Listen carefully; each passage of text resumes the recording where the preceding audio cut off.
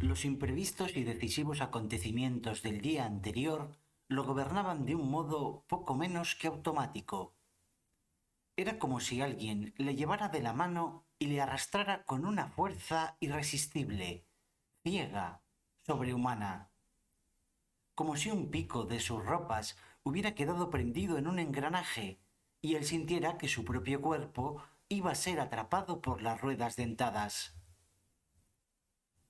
Al principio, de esto hacía ya bastante tiempo, lo que más le preocupaba era el motivo de que todos los crímenes se descubrieran fácilmente, de que la pista del culpable se hallara sin ninguna dificultad.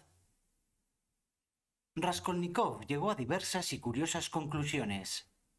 Según él, la razón de todo ello estaba en la personalidad del criminal, más que en la imposibilidad material de ocultar el crimen. En el momento de cometer el crimen, el culpable estaba afectado de una pérdida de voluntad y raciocinio, a los que sustituía una especie de inconsciencia infantil, verdaderamente monstruosa, precisamente en el momento en que la prudencia y la cordura le eran más necesarias. Atribuía este eclipse del juicio y esta pérdida de la voluntad a una enfermedad que se desarrollaba lentamente, alcanzaba su máxima intensidad poco antes de la perpetración del crimen, se mantenía en un estado estacionario durante su ejecución y hasta algún tiempo después, el plazo dependía del individuo, hasta que terminaba al fin, como terminan todas las enfermedades. Raskolnikov se preguntaba si era esta enfermedad la que motivaba el crimen, o si el crimen, por su misma naturaleza, llevaba consigo fenómenos que se confundían con los síntomas patológicos. Pero era incapaz de resolver este problema. Después de razonar de este modo, se dijo que él estaba a salvo de semejantes trastornos morbosos y que conservaría toda su inteligencia y toda su voluntad durante la ejecución del plan, por la sencilla razón de que este plan no era un crimen. No expondremos la serie de reflexiones que le llevaron a esta conclusión. Solo diremos que las dificultades puramente materiales, el lado práctico del asunto, le preocupaba muy poco. Bastaría, se decía, que conserve toda mi fuerza de voluntad y toda mi lucidez en el momento de llevar la empresa a la práctica. Entonces es cuando habrá que analizar incluso los detalles más ínfimos. Pero este momento no llegaba nunca, por la sencilla razón de que Raskolnikov no se sentía capaz de tomar una resolución definitiva. Así, cuando sonó la hora de obrar, todo le pareció extraordinario, imprevisto como un producto del azar. Antes de que terminara de bajar la escalera, ya le había desconcertado un detalle insignificante. Al llegar al rellano donde se hallaba la cocinera de su patrona, cuya puerta estaba abierta como de costumbre, dirigió una mirada furtiva al interior y se preguntó si, aunque Nastasia estuviera ausente, no estaría en la cocina la patrona. Y aunque no estuviera en la cocina, sino en su habitación, ¿tendría la puerta bien cerrada? Si no era así, podría verle en el momento en que él cogía el hacha. Tras estas conjeturas, se quedó petrificado al ver que Nastasia estaba en la cocina y además ocupada. Iba sacando ropa de un cesto y tendiéndola en una cuerda. Al aparecer Raskolnikov, la sirvienta se volvió y le siguió con la vista hasta que hubo desaparecido. Él pasó fingiendo no haberse dado cuenta de nada. No cabía duda. Se había quedado sin hacha. Este contratiempo le abatió profundamente. ¿De dónde me había sacado yo? Me preguntaba mientras bajaba los últimos escalones. que era seguro que Anastasia se habría marchado a esta hora. Estaba anonadado. Incluso experimentaba un sentimiento de cierta humillación. Su furor le llevaba a mofarse de sí mismo. Una cólera sorda, salvaje, que hervía en él. Al llegar a la entrada se detuvo indeciso. La idea de irse a pasear sin rumbo no le seducía. La de volver a su habitación tampoco le seducía. Haber perdido una ocasión tan magnífica, murmuró, todavía inmóvil y vacilante, ante la oscura garita del portero, cuya puerta estaba abierta. De pronto se estremeció. En el interior de la garita, a 2 pasos de él, debajo de un banco que había a la izquierda, brillaba un objeto. Raskolnikov miró en torno a él. No había nadie. Se acercó a la puerta andando de puntillas, bajó los 2 escalones que había en el umbral y llamó al portero con voz apagada. No está. Pero no debe de andar muy lejos, puesto que ha dejado la puerta abierta. Se arrojó sobre el hacha, pues era un hacha el brillante objeto, la sacó de debajo del banco, donde estaba entre 2 leños, la colgó inmediatamente en el nudo corredizo, introdujo las manos en los bolsillos del gabán y salió de la garita. Nadie le había visto. No es mi inteligencia la que me ayuda, sino el diablo, se dijo con una sonrisa extraña. Esta feliz casualidad le enardeció extraordinariamente. Ya en la calle echó a andar tranquilamente, sin apresurarse, con objeto de no despertar sospechas. Apenas miraba a los transeúntes y desde luego no fijaba su vista en ninguno. Su deseo era pasar lo más inadvertido posible. De súbito se acordó de que su sombrero atraía las miradas de la gente. ¡Qué estúpido he sido! Anteayer tenía dinero. Habría podido comprarme una gorra. Y añadió una imprecación que le salió de lo más hondo. Su mirada se dirigió casualmente al interior de una tienda y vio un reloj que señalaba las 7:10. No había tiempo que perder. Sin embargo, tenía que dar un rodeo, pues quería entrar en la casa por la parte posterior.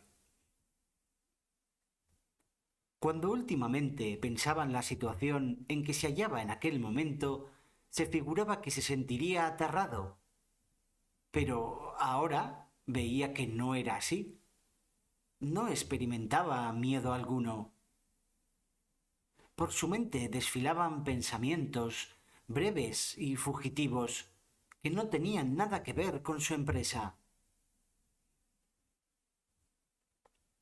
Cuando pasó ante los jardines Yusupov, se dijo que en sus plazas se debían construir fuentes monumentales para refrescar la atmósfera. Y seguidamente empezó a conjeturar que si el jardín de verano se extendiera hasta el campo de Marte e incluso se uniera al parque Miquel, la ciudad ganaría mucho con ello. Luego se hizo una pregunta sumamente interesante. ¿Por qué los habitantes de las grandes poblaciones tienen la tendencia, incluso cuando no los obliga la necesidad, a vivir en los barrios desprovistos de jardines y fuentes, sucios, llenos de inmundicias y en consecuencia de malos olores? Entonces recordó sus propios paseos por la plaza del mercado y volvió momentáneamente a la realidad. ¿Qué cosas tan absurdas se le ocurren a uno? Lo mejor es no pensar en nada. Sin embargo, seguidamente, como en un relámpago de lucidez, se dijo: así les ocurre, sin duda, a los condenados a muerte. Cuando los llevan al lugar de la ejecución, se aferran mentalmente a todo lo que ven en su camino. Pero rechazó inmediatamente esta idea. Ya estaba cerca. Ya veía la casa. Allí estaba su gran puerta cochera. En esto, un reloj dio una campanada. ¿Las 7:30 ya? Imposible. Ese reloj va adelantado. Pero también esta vez tuvo suerte. Como si la cosa fuera intencionada, en el momento en el que él llegó ante la casa, penetraba por la gran puerta un carro cargado de heno.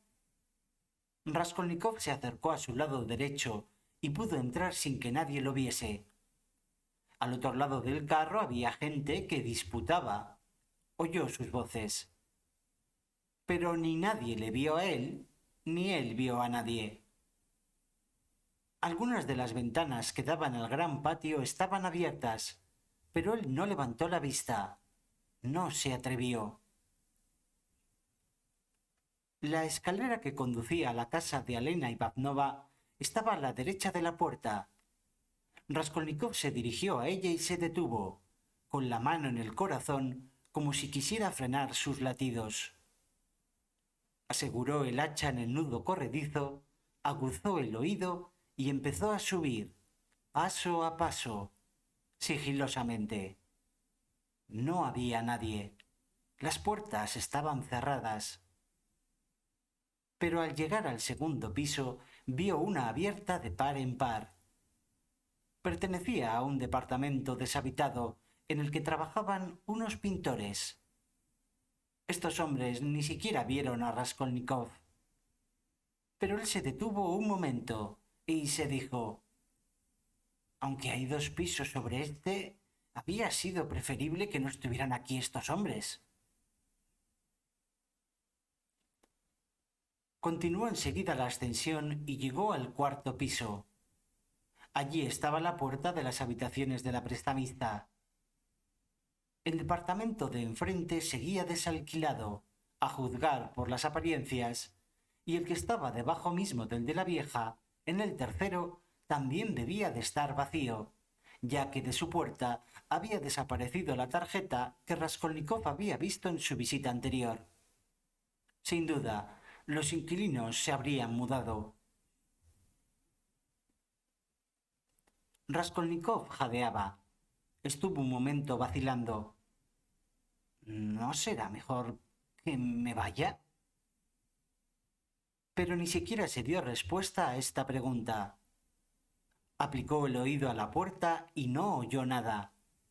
En el departamento de Elena Ivanovna reinaba un silencio de muerte. Su atención se desvió entonces hacia la escalera. Permaneció un momento inmóvil, atento a menor ruido, al que pudiera llegar desde abajo. Luego miró en todas las direcciones y comprobó que el hacha estaba en su sitio. Seguidamente se preguntó: ¿no estaré demasiado pálido? ¿Demasiado trastornado? ¿Es tan desconfiada esa vieja? Tal vez me convendría esperar hasta tranquilizarme un poco. Pero los latidos de su corazón, lejos de normalizarse, eran cada vez más violentos. Ya no pudo contenerse. Tendió lentamente la mano hacia el cordón de la campanilla y tiró. Un momento después insistió con violencia. No obtuvo respuesta, pero no volvió a llamar.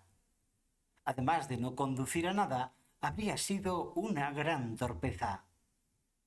No cabía duda de que la vieja estaba en casa, pero era suspicaz y debía de estar sola. Empezaba a conocer sus costumbres. Aplicó de nuevo el oído a la puerta y... ¿sería que sus sentidos se habían agudizado en aquellos momentos? ¿O el ruido que oyó fue perfectamente perceptible? De lo que no le cupo duda es que percibió que una mano se apoyaba en el pestillo, mientras el borde de un vestido rozaba la puerta. Era evidente que alguien hacia el otro lado de la puerta, lo mismo que él, estaba haciendo por la parte exterior lo mismo que él. Para no dar la impresión de que quería esconderse, Raskolnikov movió los pies y refunfuñó unas palabras. Luego tiró del cordón de la campanilla por tercera vez, sin violencia alguna, discretamente, con objeto de no dejar traslucir la menor impaciencia. Este momento dejaría en él un recuerdo imborrable. Y cuando, más tarde, acudía a su imaginación con perfecta nitidez, no comprendía cómo había podido desplegar tanta astucia en aquel momento en que su inteligencia parecía extinguirse y su cuerpo paralizarse. Un instante después, oyó que descorrían el cerrojo.